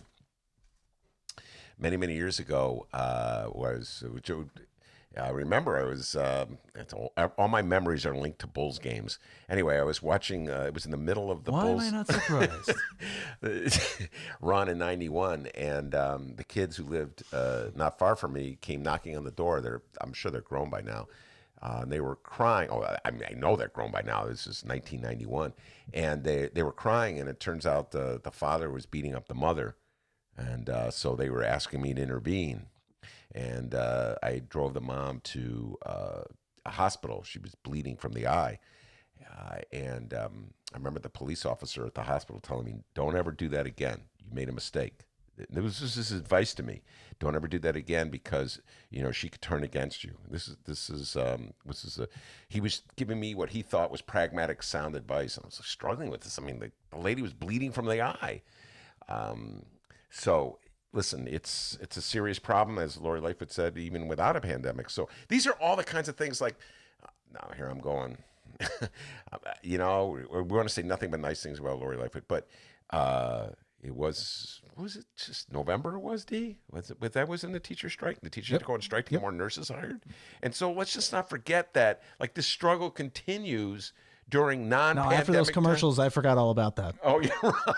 Those commercials are awesome. I love Lorie. Long gone from my memory. I love you. You love. I know it's a pandemic. We're feeling really good about our leaders right now. A lot of us are feeling good about our leaders. Now, maybe Operation Gridlock people aren't feeling good about their leaders, but on the local level, feeling pretty good about our leaders. We're all in this together. But, there was time before the pandemic when our leaders weren't doing such a great job of leading, and we could have used some nurses in the public schools. And so I'm just saying, when Trevor Noah asked that question about social inequities, he didn't put it that way, but when he asked the question about the disparity in black and white death rates, and we leave out the whole history of social inequities, maybe when we return to quote unquote normal, when we leave the attic of our lives, using that as a metaphor, and go back to the workplace, we can start thinking about how we might divvy up the pie in a fair, socially relevant way so that we're not exacerbating all the problems that exist. And one thing we could do is just continue that program that Lorie Lightfoot just talked about. So there you are. The latest interview with Mayor Lorie Lightfoot and Trevor Noah. If you've listened to our program after Mayor Lorie Lightfoot got elected, you already know this. The closest we will ever come to having Lorie Lightfoot on our program. That's correct. Yeah, we'll have to live off of that one. What? Lorie Lightfoot's on the Trevor Noah Show? Let's listen. Sure, Ben, I'll come in your attic. Like never. All right, we're going to keep you posted on those stories as today's program rolls along. If you're on the live stream chat, feel free to weigh in. Oh, hey, Fred. Fred is new to the show, and I think he's having a good old time here. He weighed in again. Let's keep Fred listening and read more of his comments. Fred says, de Blasio gives a fair amount of mixed messages as well. Oh, my goodness. He sure does. Don't get me started on de Blasio. I could go on and on about I have this mini obsession with New York. I follow their politics, too. I don't really get a chance to talk about New York politics that much because obviously we're here in Chicago. But yes, you're absolutely correct. Oh, listen, it's really hard not to give a mixed message when you're an elected official, particularly at the start of the pandemic. And Lori Lightfoot was given tons of mixed messages because nobody really knew back in like February, January, mayors, they didn't know how serious this was. They weren't getting strong messages, of course, from the White House. They just kind of wanted, everybody was in a bit of denial. And so as it got more and more serious, the elected officials got more and more serious about what we should all do. But de Blasio is the same way. And now he's, trying to outdo Cuomo. They got their own insane rivalry going on in New York. Governor Andrew Cuomo and Mayor Bill de Blasio. And if you recall, Fred, Bill de Blasio was the summer, and wasn't he still running for president? No, when did he drop out, D? De Blasio during the debates? Trying to interrupt people? The good old days when de Blasio was in the debates. Yeah. You mean Bloomberg? No, Bill de Blasio. You're forgetting the mayor of New York City. I'm not insane. I have not lost my mind completely. Was running for president, and he actually made it to the debate stage. One of the debates in the summer, maybe two of the debates, and he was one of the guys on the fringes that they weren't giving a lot of time to. So he felt compelled, remember this, to yell and try to interrupt the other candidates, and that's how he was going to get his message out, and it didn't really work. And so our friend KMA Barry brought this up on the live stream chat, and let's just get this out in the open right now, all right? Let's just nip this at the bud finally. KMA Barry says, I think Ben is still salty about Lorie bumping him as the last guest on the Kenny D show. Let's get this out in the open right now, huh? What a memory! We got to get Ken Davis on. Oh, that really is a great memory. That really is do. Excellent. And let me just say, Kenny D, our good friend, he. I hope you're listening, Kenny. He calls me up because Ben, you're the best guy I could possibly have to close on my show. I'm on cable access for years. He had that great show, the Kenny Davis Show, and you're the best guy he could get. Thanks, man. And then all of a sudden, Lori Lightfoot, it turns out he had reached out to her first. She said no. Then she said, yeah, I suddenly wasn't the best guy. Good, man. I'd forgotten that one. We got to get Kenny Davis back, get his thoughts on the world. Kenny is like one of those, a few guys in the media who really know science. He really, like a smart guy. Oh, he's one of those opposite of us. A smart guy. Not that good in science, ladies and gentlemen. I'll just be honest with you. Those, God bless the science teachers at Evanston High School. They go, so God bless social promotion. It's the only way I got out of high school. Ben, we're tired of looking at you. We'll give you a passing grade in chemistry. Just go. Anyway, but Ken Davis really knows his science, so bring him on. All right, everybody. Hey, Fred, thanks for weighing in. Join Fred, everybody, and join the Ben Joravsky Show live stream chat. Don't be scared. Weigh in with a comment. Don't curse, and we'll more than likely read your comment. Don't go anywhere, everybody. We got much more show to go here. We got our good friend Leni Manaa-Hoppenworth joining us, and she's bringing on her good friend Rose Colacino. So don't go anywhere. It's the Ben Joravsky Show. Yes, we are live from Ben's attic. Oh, I hear the brown line. Let's open the window and really let this brown line rip. Give people an idea of what we're working with here. Windows open. Listen to this thing. There's two of them. Oh, two. And someone just went into the porta potty. Double brown line.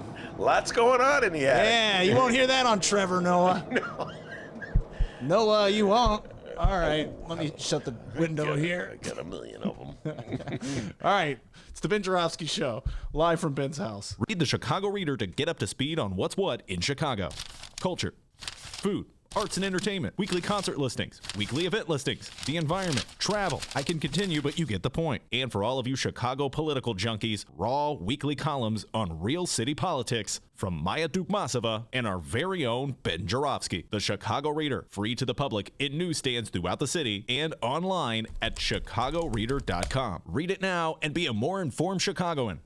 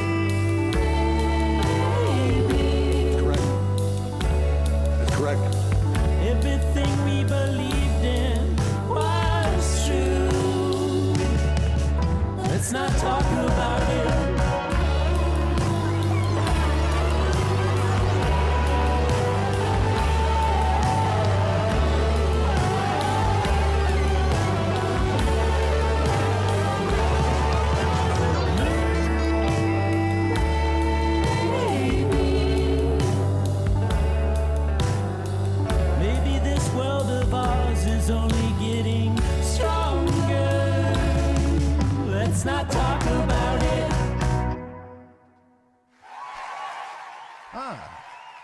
There's our studio audience. Where the hell you been for the last 6 months, a year? All right, it's the Ben Joravsky Show. We're back here. We got our guests coming up here, and I know we're no Trevor Noah podcast, but we just got to reach out to our guests live. So this is kind of the way we operate here. So coming up here is our good friend Leni, and we're welcoming our good friend. Well, I say good friend. We just talked to her. She seems pretty cool. Rose Colacino. No, I've known Rose. Rose has actually been on the show before. You just was a long time ago. You're kidding. Nope. And she's a real true blue activist. I love talking to her. There's certain people that I can really take the deep dive with on politics. And Dennis knows this about me. I spend 3 hours a day talking into the microphone. Then the show's over. I'm on the phone talking politics. I'm really obsessive about politics, and I appreciate people. Like I talk about Frank a lot. He comes out to our hideout shows. We haven't done a hideout show in a while, but guys like Frank, obsessive about politics, know their politics, know the references you're giving. Mick Dumke's another guy, my dear friend Mick Dumke. Just like, even though Mick's younger than I am, but he knows stuff from the 70s, you know what I mean? So I can really, I really enjoy people who understand politics, appreciate politics, know the history. You can take the deep dive with them, and Rose is one of those people. All right, here we go. We're about to reach out to Leni and Rose. Let me hit the button here. All right, we're waiting. Let's see if this is working. Oh, I love that sound. Oh, he's easy to please, ladies and gentlemen. Man, give me, it's like reefer back in the day. It's nothing like smoking marijuana. All right, and we wait. You're waiting. This is always the part. Builds. Always the part where guys. I think this is where we get our most listens on YouTube. Just saying. Yeah, Trevor Noah, eat your heart out, huh? You don't have stuff like this. Waiting for Leni and Rose. Anytime, Leni. Want me to call her on my phone? Leni, where are you? We may have to play a song. Hold on. Oh, here we go. Oh, Rose? Hello. All right, Hi. Rose. What up, Rose? I'm here. All right. Sorry for the delay. Oh, that's okay. That's no Is problem. Leni here? Leni. Where's Leni?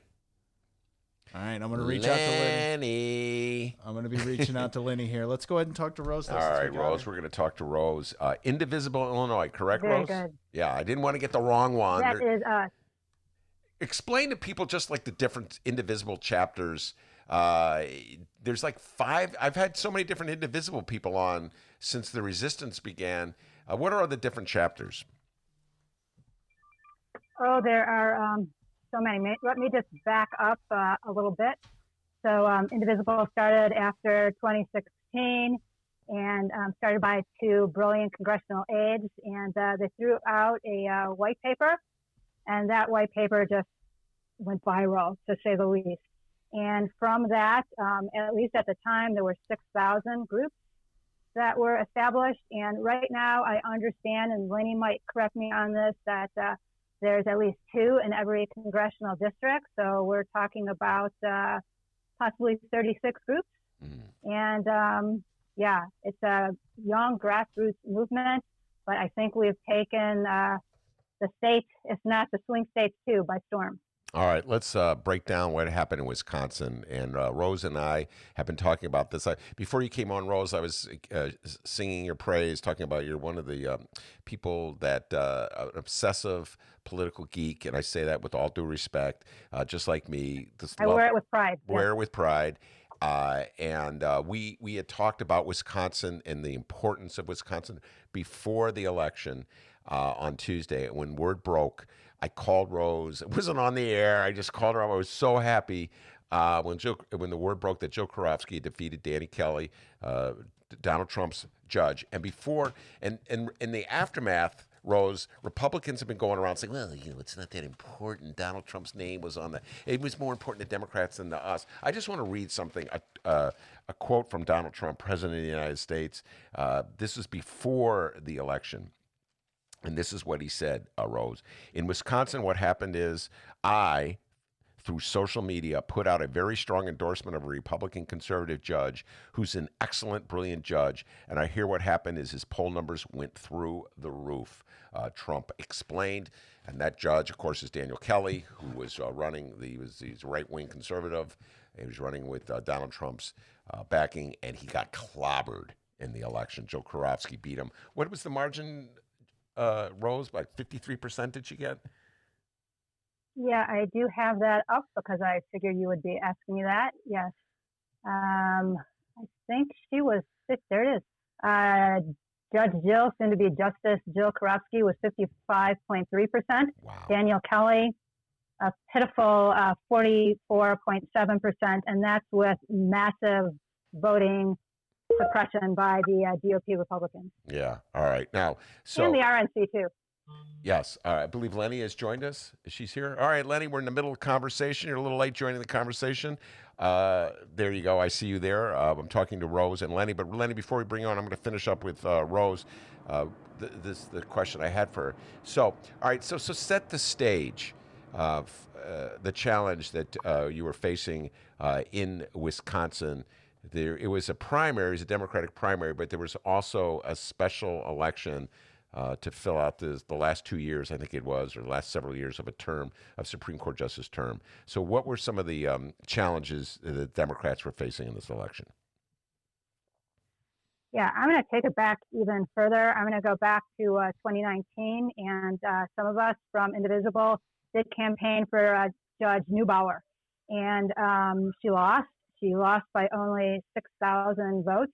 And that was despite her having all the recommendations, the funding, the massive levels of support. But what happened is that the Wisconsin GOP came in at the last hour. They used the abortion issue, as they call it, and stole the race from Judge Neubauer. So that hurt. And I think that actually helped as we started fighting for Judge Jill Joravsky. Now, she didn't become our candidate until February. We didn't really have as much time as we did for Judge Neubauer. But yeah, despite massive efforts of voter suppression, we fought hard for Judge Jill. We were on a canvassing campaign, and obviously that couldn't continue. We were set up to canvass on, I think it was March 21st, March 28th, April 4th, April 7th, and that all went kaput. And I really have to give credit to where credit is due, and that's with the Wisconsin Democrats under the leadership of Ben Wickler, the chair. He's done an amazing job, and they were able to pivot, and they were able to pivot quickly. We then just started bombarding voters with phone calls, and I think it worked because people are now captive in their homes, whereas folks might not have answered the phone in the past. They were answering the phone now. I say this all the time. I consider myself an introvert, but I knocked on doors. Wasn't that hard. I actually prefer to knock on doors, and phone calling was not a problem for me, even though that was not one of my favorite things to do. We made a large number of calls. There were texting programs, and not only from groups like Indivisible, but groups like Swing Left, Sister District Project. It really, Ben, you know this probably better than anybody. We have to unify, and when we unify, we win. And I'm still in shock, and I'm in shock that you called me to tell me, and that's amazing. And you know, it's just been so many downs, and to have just so few ups. You know, the wins in 2018, the Marie Newman win, and now this. I am overjoyed. I'm encouraged, and let's just celebrate for a moment because there actually is another race coming up on May the 12th for her name, a young woman by the name of Tricia Zunker. And we feel that the Wisconsin GOP will use, even though it didn't work, they'll use the same playbook again. So we have to be ready.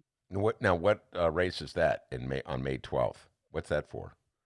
This is special, I believe. Mm-hmm. I haven't delved that deeply into it, but it's a CD7. Congressional District 7 for, again, Tricia Zunker, Zunker. Send support, send money. We made one win, but I think as Ben Wickler said, that's part one of a 5-part strategy. So much more to do. Now, Rose, let's go back even before 2019, and I talked to you about this on Tuesday. I've been following Wisconsin for a while, and this is my interpretation of where the Democrats fell down in Wisconsin. And it goes back to 2008. Barack Obama was victorious. The Democrats held the House and the Senate. And there was a sense of complacency that overcame the Democratic Party. They went to sleep. And in 2010, in the state of Wisconsin, Scott Walker was elected governor, and he then and the Republicans took the House and the Senate in Wisconsin. So it was a total sweep. As soon as they had the House and the Senate, what did? They gerrymandered the hell out of the districts so that they could preserve their control of the state, even if voters were voting Democrat. And then they passed laws that undercut the unions, cut the public workers' unions off at the knees to destroy one of the leading sources of support that the Democrats had. And that solidified the Republican control of Wisconsin, led to the Republican, and I think contributed to Donald John Trump's victory in 2016 in Wisconsin over Hillary Clinton, which of course helped him get the electoral edge he needed to become president, and helped lead to where we are today. But I think when I go back to it, when I trace it, it's the way the Democrats went to sleep in 2010 or in 2009 after Obama's victory that was so detrimental to the Democrats and such an advantage to the Republicans. Do you agree with my analysis on that? Oh, most definitely. And yeah, I've been following the redistricting that occurred. So yeah, absolutely. So Scott Walker and his counterparts, they took advantage of where they were. And I remember Daniel Biss telling us during our presentation that at the time of Obama, they were bringing in busloads of people from Illinois and elsewhere to campaign in Wisconsin. And that just for some reason, we did all become complacent and didn't move forward and continue that. But yeah, they did an evil genius effort at redistricting. And what happened is that the Republicans received less votes, but they received more seats. Yeah, so that was absolutely amazing. And that's actually how it was anger that spurred me here. And around that time, some of you might have been nerdy like me. I watched some of the state house hearings in Wisconsin, and I was so thrilled because we started doing this work in 2018. And we had campaigns for Governor Evers, and I just adored Lieutenant Governor Mandela Barnes. And we were so disappointed to see our hard work was being fought out with this state house that was trying to usurp the power, the power of the governor that the voters had elected. And so that's when I first made notice of Ben Wickler, because at the time he was executive director of Move On, and he was testifying this testimony from different people went on, of course, all hours of the dark of the night. And it was a little similar to what happened with Judge Dills, a lot of back and forth. But I think Governor Evers was able to uphold some of his power at least. And, and then that brings us to this fight now for Judge Dill, where they used, again, the voter suppression playbook. And, I actually had the opportunity and the honor really to be on the hotline in Wisconsin. So I was on the line with these hero voters who did everything right. They requested their absentee ballots as they were supposed to. They saw that their ballots, they have a tracking, well, it was actually tracking mechanism better than in Illinois, I have to say. They saw that the ballot was mailed to them, and then they never received it. So I was the person, I had the last shift on April 7th on election day, and I was the person saying, yeah, if you can't get it postmarked and you did not receive your absentee ballot, your only choice is to go to the polls. And I have to give full credit again to the managers of the hotline, because we were not encouraging people to go and vote. We told them that what is of utmost importance to us is that you maintain your health. But we had some people say essentially, no, we are going to go and vote. And I think I mentioned to you earlier, but the targeting of this master evil plan was ridiculous. So, for example, Milwaukee, big surprise, they targeted Milwaukee. And usually 180 polling places went to 5 polling places. And what's interesting, I followed as much as I could. And I just recall these interviews with folks standing in line, I can envision with their masks and their gloves and everything, and saying, we understand what's happening. We understand that we're being targeted by the state house, the Wisconsin Republicans, and we're going to vote. This is my constitutional right, and I'm here in line to vote. And some of them waited hours. We've got amazing photos of them waiting in long lines, 2-3 hours in the rain with umbrellas and their whole gear. And ridiculous. And also at stake in Wisconsin, the status of, I think it's 200,000. There's 200,000 voters that have been removed from the rolls, and that's a contested issue that's before the state Supreme Court. So I don't think those voters got to vote in this last election. So, I always joke, dark humor, Rose, that it's hard to lose an election if you're a Republican if you knock off all the Democratic voters. So you only let Republicans vote, which was their playbook in Wisconsin. So these voters are still this issue of these the eligibility of these voters is still an issue before the Supreme Court. And the Republicans, even with Joravsky's election, still hold the majority on the court, 4-3. So the Democrats may still have a disadvantage coming into November with the Biden-Trump race, correct? Yeah, that's absolutely correct. So the balance of the court with Justice Jill on will be 4-3. And this issue has been going back and forth. It's a little over, I think it's around 234,000 voters were purged. But I'm looking on the bright side with Justice Kellyanne. It would have been a worse scenario. And I have heard, and this is just from my memory, and there's a lot of things going on right now, that one of the conservative justices might be on the line. And I think, again, the people have to speak. We have to voice our opinion. And I don't know, I haven't called the Illinois Supreme Court much, but I think we need to let our justices know, our representatives know how we feel. And I'm hoping that they feel some pressure. I'm sure some of you saw the photos of leader Robin Foss, VOS, sorry. And he is one of the leaders, I think, of the assembly for the Wisconsin Democrats. And he gallantly was a poll worker. And there was a clip of him. I'm sure it went viral now, but it had him in full gear that probably our nurses and doctors should have, the mask and the gown and the gloves, telling the Wisconsin voters perfectly safe. And it was funny because folks were saying, well, he was in a safer area. Come to Milwaukee, become a poll worker in Milwaukee. He didn't take them up on that. And our talk about the importance of vote by mail. This probably be one of the leading initiatives going for the next few months, Rose. Democrats are starting to come upon, use this as an issue, an important issue.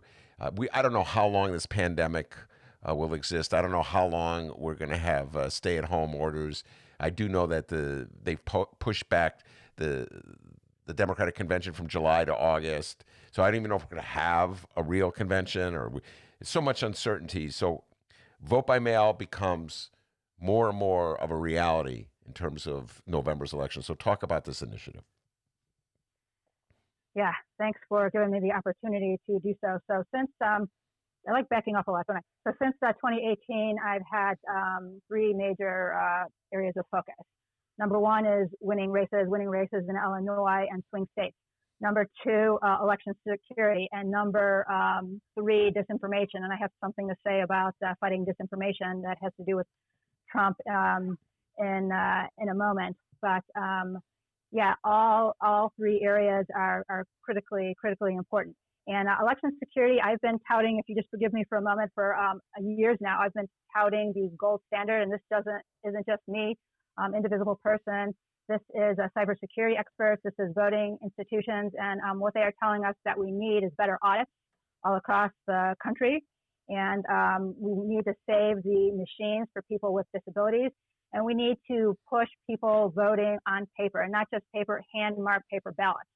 So what I at the time was proposing is that people, especially in Illinois, vote on election day, because in most places, if you vote early, except Lake County, you can't vote on hand-marked paper ballots. Well, my whole master plan went kaput because of this pandemic. So let me tell you what I have heard, and I'm not a scientist, I'm not a medical expert, but what I have heard from Dr. Fauci and other people that I respect is that there will be a lull in the virus, perhaps in the summer, but it very well will come back in the fall. If that's the case, we need to prepare for vote by mail now. We need to prepare like there's no tomorrow. We need to prepare in Illinois, and we also need to prepare from across the country. Allow our friends in Wisconsin, allow us to honor them. We cannot allow that to happen again. And this isn't my quote, this is from the Brennan Center, but there can't be 50 Wisconsins. So we need to start yesterday. We need to develop legislation in Illinois, and we need to push that hard. And it can't just be indivisible. It has to be a number of grassroots groups. And also there has to be a federal pitch. And just so happens that tomorrow, Friday, April the 17th, is a day of action to call our federal representatives. Senator Durbin, Senator Duckworth. I know it's hard to call them. Try anyway, email. I've spoken to my own Congressman, Mike Quigley, and there's 150 organizations that are going to be calling. Ben, if you call alone, that's important, but tomorrow there's going to be 150 different organizations saying, no, we will not tolerate voter suppression. Our right to vote is constitutionally guaranteed. We're going to fight for it. And what we're demanding right now is that a ballot, not an application. That's what I managed on the hotline, and it was a nightmare. That's how you gum up the process. And in some ways, again, Wisconsin does it better than we do in Illinois, believe it or not. But we have to get ballots in the hands of our voters. And again, this isn't just me. This is the very respected and esteemed Stacey Abrams. And this is Elizabeth Warren, who's put together, I know everybody's really surprised, but an incredibly brilliant plan on election security. Talk about the difference. You said not just an application, but a ballot. Did I understand you correctly? The distinction between a ballot and an application. Talk about that a little bit. Correct. So let me give you a narrative. That's probably the best way to do it. My recent experience in Wisconsin. So that's what happened. So they have this tracking mechanism. We don't have this in Illinois, but it's statewide. It's called myvotey.gov, and they are able to request a ballot. Sounds simple, right? But they do have the added struggle in Wisconsin of having to take a picture of their ID. Might be easy for Leni and you and Dennis, but not easy for the majority of people that I spoke with. We actually had to have them download the Chrome browser, figure out, people that had never done this before, people that had, most of them didn't have smartphones, take a picture of that photo ID, have that attached. And then after that, they had to have a witness. With the pandemic going on, they had to find the postman, God help the postman and women. They had to have a witness. And with that, turn in the ballot. And I don't know, I'm not speaking for all 50 states. We all have different levels of restrictions, but that can't be. And then there's the whole processing aspect. So I think there were 1 million, not completely processed, but 1 million ballots received in Wisconsin. Who knows? There might not be good signature matches with those ballots, but all in all, it's complicated anyway with just sending the ballot. When we send just the application, it just gums up the whole process. November is the election of our lifetimes. I'm not being hyperbolic. So if you don't trust me, please everybody do your own Google research. Look at Vote at Home that has some really valuable research on that. But we have to get a ballot in everybody's hands, or it won't. I personally think it won't be as streamlined as it could be, to say the least. What you just said, who has very good information on this? I just didn't hear it. It was kind of muffled what you said. Yeah, it's a organization run by a woman who did this very well in Colorado. I believe her name is Amber McReynolds, and she's the CEO of an organization called Vote at Home, and it's Googleable. And they have a wealth of information. What's the don't ask me, but what's the difference between absentee and vote by mail? Cost savings. It's not going to be, I've already heard that excuse in Illinois, it's going to cost too much. It's going to cost too much not to do this. All right, I'm going to bring. We will save money in the long run doing this. I'm going to bring Leni on in a little bit, but before I do, one last thing: disinformation. You say you're fighting disinformation. What in particular types of disinformation are you battling? I just saw this, and I would recommend Ben Wickler, the chair, Wikler, the chair of the Wisconsin Democratic Party. I stole this from him. So Trump's super PAC just bought $2.7 million in ads in Wisconsin, attacking Biden as pro-China. So that's one example. I've made a number of trips to Wisconsin, and as I was driving around to meet some of my grassroots friends in Madison, I heard that 88 of the radio channels in Wisconsin, at least at the time when I was driving around, were conservative, and 88%. And then, very few percentage were progressive. So of everything, my master plan, number one, winning races. Number two, election security. This has been the toughest one. And I have to say, I'm really bringing out my nerd feathers, but I was at a congressional hearing in Gurnee that the esteemed Lauren Underwood was able to organize for us. And both DHS was there and ISB, Illinois State Board of Elections, who has a meeting, by the way, tomorrow at 10:30. I'm trying to figure out how to get in virtually. And they said to us, Steve Sandboss, and I can't remember who was there representing DHS, but said what they're most worried about. And I know, by the way, I thought it was brilliant, that article you wrote on the hacking of Illinois.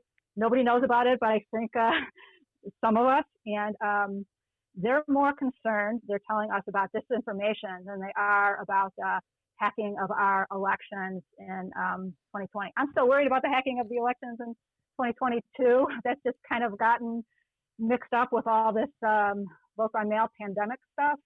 But disinformation, that's what happened in Wisconsin. And and I don't have a solution on how to fight it, except I'll just do a call out for George Lakoff, who talks about the truth sandwich and putting the truth in front of the lies. I think even some of your esteemed colleagues, Ben, they talk about the lie first. We have to talk about the truth first. I'm with you on that one. That's my simple advice. And we'll continue to fight this. One of the main weapons of disinformation that the Republicans are employing is this notion that there's something very fraudulent about voting by mail. And Donald Trump himself got caught in the contradiction in the Republican message when a reporter asked him, well, Donnie, you vote by absentee, by mail through Florida. And he goes, it's different when I do it than when Democrats do it. Okay, all right, Donnie, whatever you say. But you have to keep putting that out there because they advance. I see this even in Chicago newspapers, and some of my esteemed colleagues are not so enlightened on this issue, and I'll leave them alone. I won't mention any names, but they put that out there that, there's going to be this fraud. So that's obviously that'll be a frontline battle in the disinformation war right there. The notion that if people try to vote by mail, it's somehow fraudulent.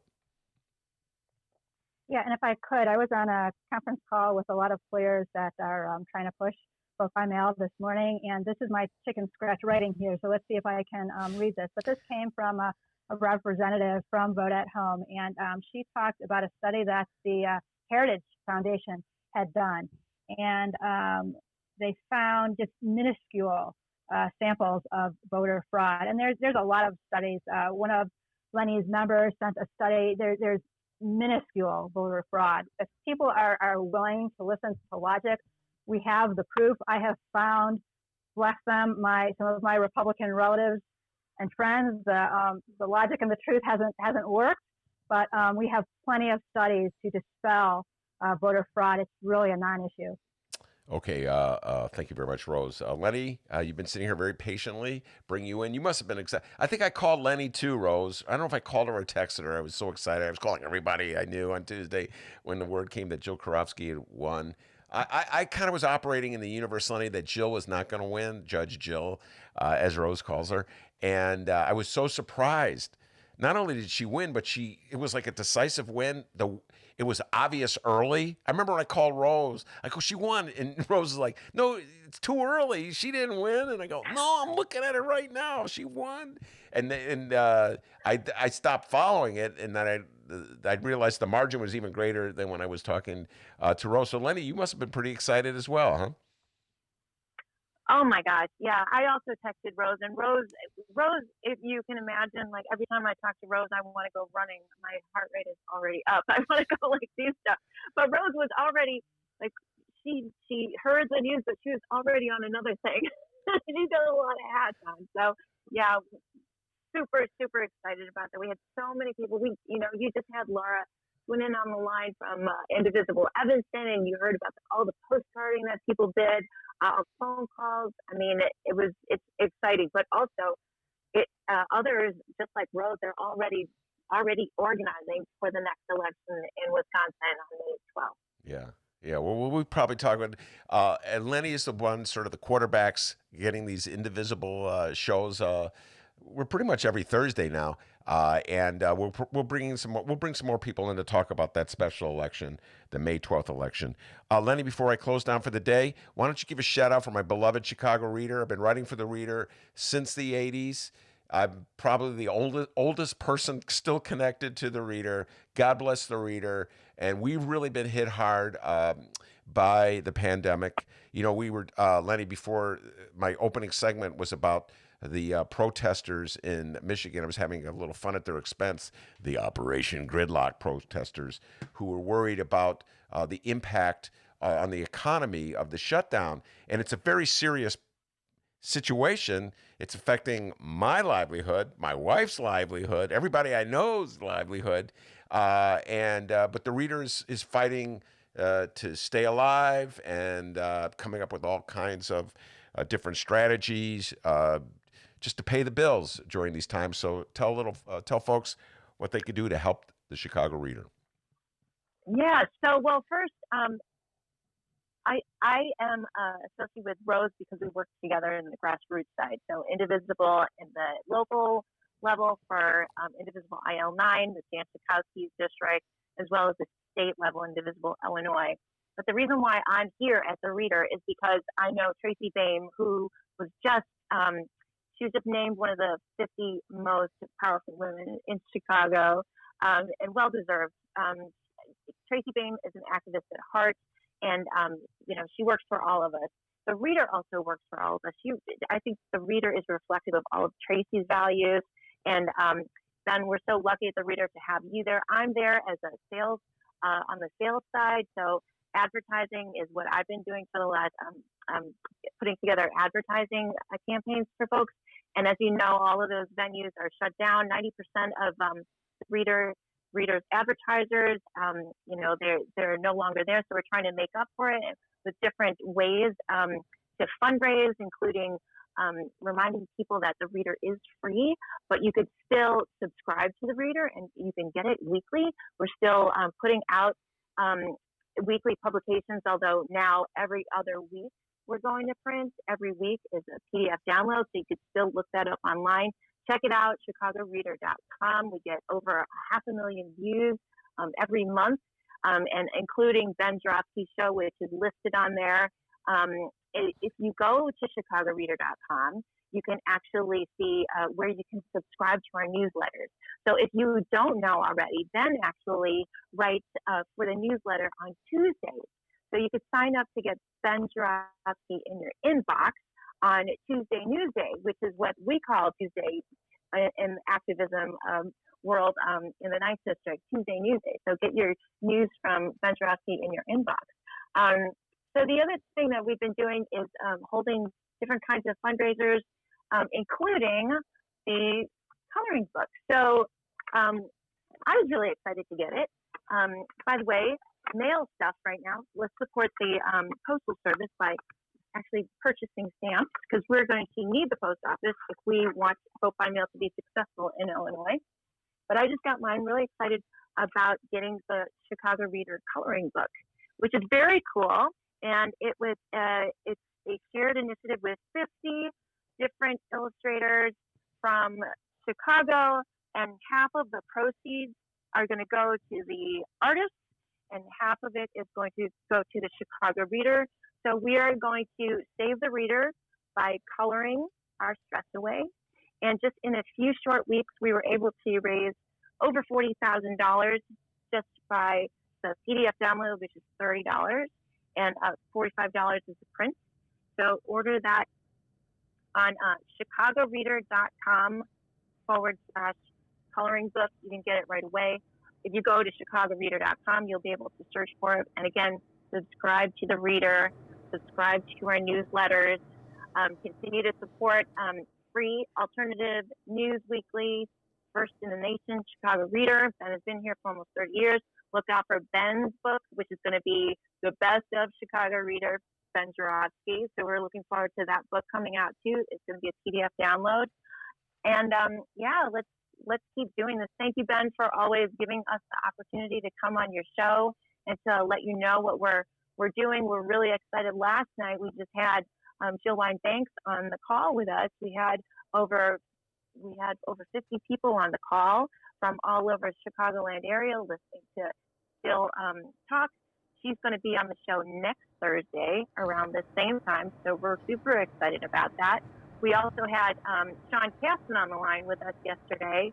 Again, another 50 people on the call, and Sean Caston is one of our candidates that we endorsed in 2018, and we're really grateful to be holding him accountable by thanking him for all the things that he's doing. Same with J.B. Pritzker. We endorsed J.B. Pritzker at the state level in 2018, and we're also thanking him for all the great work that he's doing. But I just want to circle back to Rose. One thing that you could do besides buy the coloring book is to check out Indivisible IL on Twitter, Indivisible 9IL on Twitter. Also follow Ben Joravsky on Instagram, because I hear he's killing it.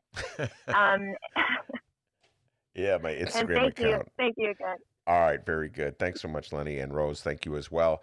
And I guess we're going to have to bring you back, Rose, before that May 12th showdown in Wisconsin, talk about what's going down there. And it's not just Wisconsin, there's also Michigan. That's right. Those are the two big swing states in our neck of the woods. Of course, Pennsylvania being the third. You win Wisconsin, Michigan, and Pennsylvania, hold the map. Donald Trump is history. And I believe, absolutely, Rose, that what went down in Wisconsin sent a message. And those Republicans are talking all their trash and talking about, oh, no, it wasn't that big a deal. But they're taking it seriously. And this is my thing about Dems. Rose, let's close down. We'll just deal with this. Dems just fall asleep. They win something, they go to sleep. I've been watching this my whole while. We won in Wisconsin. You cannot go to sleep. Republicans do not play around, Rose.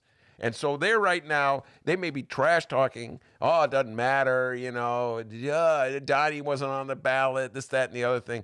They're already planning for how they're going to come back in the state of Wisconsin. That's right. We will not agonize, we'll mobilize. Very good. All right. Thank you very much, Rose. Thank you, Leni. And of course, thank the man, the myth, the legend, the pride and joy of Alton, Illinois. We could not do this show without him. We actually have some updates here before we go. Okay. I know that was a great outro you had there. Yeah. The following comes from the following comes from the Chicago Sun-Times and one Mitchell Armentrout. I believe I've seen Mitchell Armentrout in the cafeteria at the Sun-Times. I miss you, Mitchell. I have no clue who he is. All right. I may have seen him. It's not even a cafeteria, really. It's more like a kitchenette. Something like that. Go ahead. Sorry. I missed that kitchenette. All right. Finally comes from the Chicago Sun-Times and this Armin Trout feller. Governor J.B. Pritzker and 6 other Midwestern governors have formed a coalition working, quote, in close coordination to determine how to ease the regional economy back into motion from the coronavirus shutdown. Pritzker announced the area partnership Thursday with Michigan Governor Gretchen Whitmer, Ohio Governor Mike DeWine, Wisconsin Governor Tony Evers, Minnesota Governor Tim Walz, and Indiana Governor Eric Holcomb, and Kentucky Governor Andy Bashar. Midwest connection.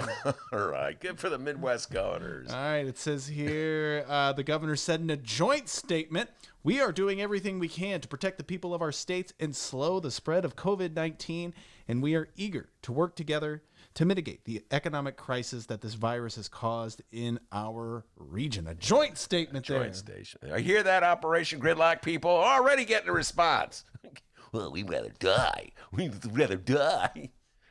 Oh, my goodness. The Operation Gridlock people. Tell you what, Michigan, that's one heck of a group you have there. Well, they're not wimps. I guess you could say that. Oh, no. I disagree with you. That's the whole point. They were in their cars, D. If they were not wimps, they'd be out there hugging with their shirts off. Well, they'd be stupid then. Well, they are stupid. You just got the whole point. They had masks, so they're not stupid. Not all of them had masks, but most of that's true. Okay, they're not stupid. They're advocating for something that they themselves aren't even doing. Like, in other words, just go expose yourself to the virus because it's more important that we keep our jobs open, even though if we die, there will be no job. So anyway, guys, I'm saying, hey, it already worked. You and your Confederate flags and stuff, they already have that joint statement. So, all right, very good. That's the show today. And as I was saying, the man, the myth, the legend, the pride and joy of Alton, Illinois, back home in Alton, they call him White Lightning. Give yourself a raise. Take it out of petty cash. See you tomorrow, everybody. Hey, and remember, you can download previous Ben Joravsky shows and Benny J bonus interviews at both Chicago Sun-Times and Chicago Reader websites and wherever else you download your favorite podcasts. Subscribe to the program. And if you download, check out the Ben Joravsky Show live stream sometime. It's fun. Hear all the stuff I edit out that sound awkward or weird. It's fun times. Go check it out and join the Ben Joravsky Show live stream chat, just like Fred did today. Fred, thank you so much. Tell your friends, and don't be a stranger. Feel free to weigh in anytime. We'll see everybody tomorrow.